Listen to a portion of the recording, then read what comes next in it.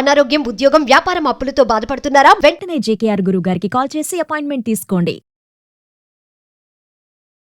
శీతాకాలం కాబట్టి ఎక్కువగా నువ్వులు, పల్లీలు లాంటి నూనె గింజలు తింటే చాలా మంచిది. పిల్లలకి సులువుగా పెట్టేసేయచ్చు అన్నం దాంతో.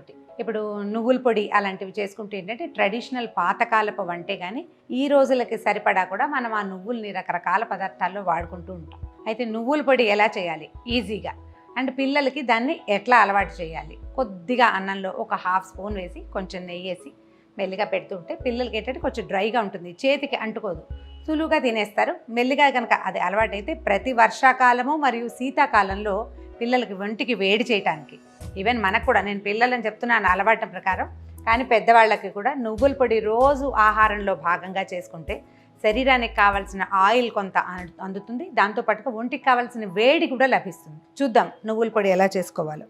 అందరి ఇళ్లలో ఇంచుమించుగా చేస్తూనే ఉంటారు, అయితే ఏదో కొంచెం కొంచెం చిన్న చిన్న మార్పులు. నువ్వులలో వెల్లుల్లిపాయలు ఎప్పుడు వేయకూడదు. వెల్లుల్లి వేస్తే దాని నువ్వుల తాలూకు ఒరిజినల్ రుచి మారిపోతుంది. ఒరిజినల్గా దాంట్లో ఏ రకమైన టేస్ట్ ఉంటుందో, ఎలాంటి నూనె పద్ధతి ఉంటుందో అది తగ్గిపోతుంది.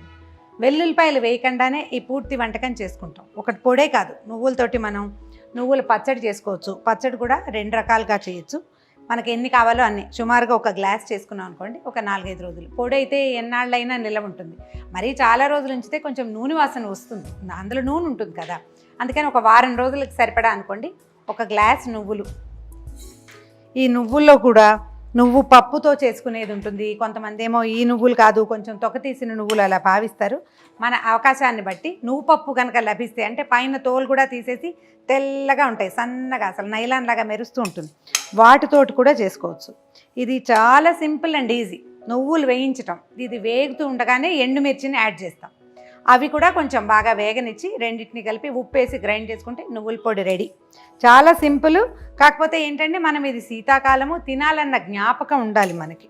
సహజంగా పితృకార్యాలప్పుడు ఎక్కువగా చేస్తారు. మామూలుగా ఈ శీతాకాలం ఏంటంటే మనం రెగ్యులర్గా ఉంచుకుంటే గబుక్కున డబ్బాలో నుంచి తీసి వేసుకోవచ్చు, ఒక ఆధారుగా ఉంటుంది. సాయంకాలం పూట అయితే ఇది కొంచెం రసం పెట్టి, ఇది కొంచెం అన్నంలో కలిపెట్టి, అంత నువ్వుల పొడి అన్నం, రసము, పెరుగన్నం పెడితే పిల్లలకి చాలా చక్కగా సరిపోతుంది. ఫుల్ఫిల్డ్గా ఉంటుంది అన్నమాట, పొట్ట నిండిపోయిన భావన ఉంటుంది. నువ్వులు కొద్దిగా వేయించుకుందాము. వీటికి ఏంటంటే కొలత ఏమీ ఉండదు, ఎన్ని నువ్వులకి ఎన్ని మిరపకాయలు అనేది ఏమి ఉండదు, కొంచెం అందాజుగా చూసుకుని వేసుకోవాలి. ఒకవేళ మనం కొంచెం కారం తినగలిగే వాళ్ళం, బాగా తినగలం అనుకోండి, అప్పుడు మరి కాసిన మిరపకాయలు వేసుకోవటం, పొడి కొంచెం రెడ్గా కనపడుతుంది. ఒకవేళ మనకి చిన్నపిల్లలు ఎక్కువగా ఉండి మనం కూడా కారం తినలేని వాళ్ళమైతే కొద్దిగా తగ్గించుకోవచ్చు అనమాట. చూడండి, ఇవి ఎట్లా అంటే చిన్న శబ్దం వస్తుంది, చిట్ట చిట్ట అంటుంది, అవి పొట్టలు ఇట్లా ఉబ్బినట్టు వస్తాయన్నమాట, చూసుకోవాలి అంతే. ఇలాగే కాకుండా నువ్వులు మనం చిమ్మెరి చేసుకుంటాము, నువ్వులు చిక్కీ చేస్తారు, అలా కూడా తినచ్చు. ఈ సీజన్లో కనుక ఇవి తింటే చాలా ఎక్కువ హెల్తీగా ఉంటాం మనం. డైజెషన్ అవుతుంది, కొంచెం ఓవర్ హీట్ చేస్తుంది, అందుకని ఇది శీతాకాలం స్పెషల్ అన్నమాట.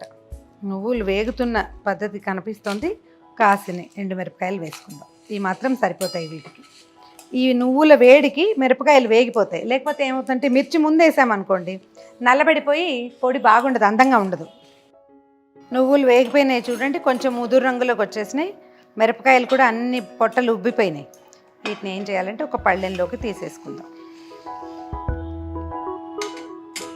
ఓకే, ఇదిగో మీకు క్లియర్గా కనిపిస్తుంది చూడండి, అన్నీ ఎట్లా బొజ్జలు ఇట్లా గుండు గుండుగా అయినాయి కదా. ఈవెన్ మిరపకాయలు కూడా అన్నీ బాగా నున్నగా కనిపిస్తున్నాయి. వీటిని గ్రైండ్ చేసేసుకోవాలి, కొంచెం చల్లారనిచ్చి గ్రైండ్ చేయాలి. నువ్వులు మనం వేయించేటప్పుడు జాగ్రత్త ఏంటంటే కొద్దిగా సిమ్లో పెట్టుకోవటం. ఒకవేళ మన నువ్వులు కనుక నువ్వులు కాకుండా నువ్వు పప్పు కనుక అయితే మిర్చి నువ్వులు ఒకేసారి వేసేసి వేయించుకోవచ్చు. నువ్వులు ఎండుమిర్చి వేయించేసుకున్నాం, కొంచెం చల్లారాక గ్రైండ్ చేసుకోవాలి ఇలాగా. దీనికి సరిపడా ఉప్పు వేసేసుకుంటే ఇది మనం కంచంలో అన్నంలో వడ్డించుకోవడానికి రెడీగా ఉన్నట్టే.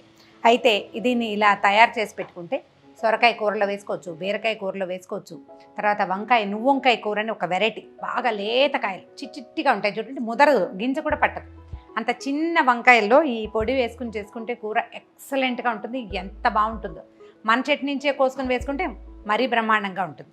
అయితే ఈ నువ్వుల పొడిని ఇలా పొడిగా కాకుండా, పొడి నిలవ ఉంటుంది కదా, పచ్చడిగా అప్పటికప్పుడు గారెల్లోకి వాటిలోకి నలుచుకుని తినడానికి వీలుగా చేసుకోవచ్చు. అన్నంలో కూడా వేసుకోవచ్చు, బాగుంటుంది.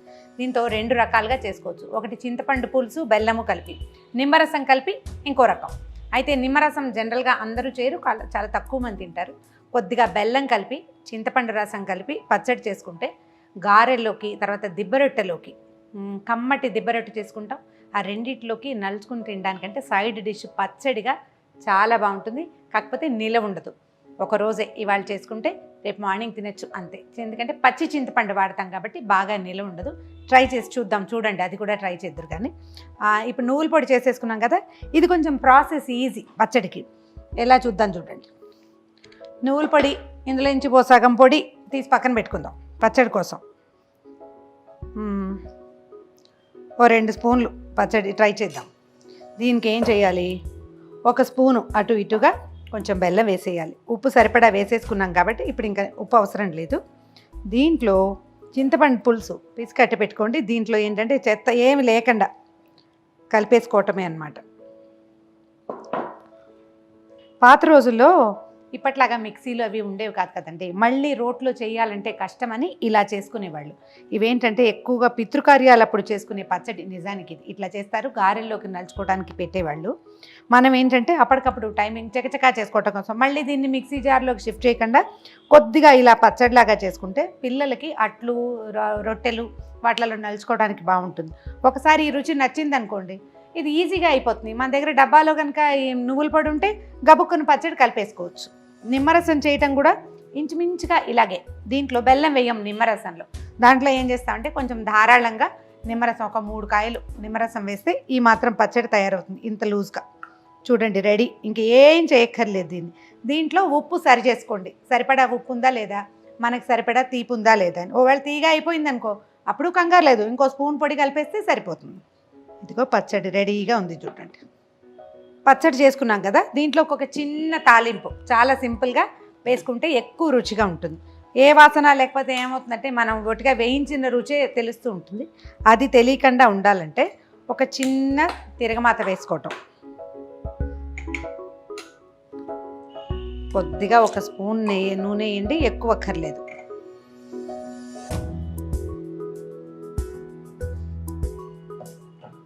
నూనె కాగిపోయింది.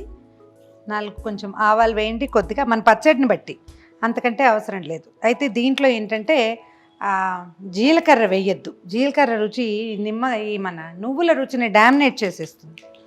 జీలకర్ర వేయద్దు. కొద్దిగా 2 గింజలు మినపప్పు, కొంచెం ఆవాలు, తిరగమాత లుక్ బాగుంటుంది అన్నమాట. దానికోసం దీనికి పెద్దగా ఇంగువ అవసరం కూడా లేదు. తాలింపు వేగిపోయింది, వేసేస్తుంది.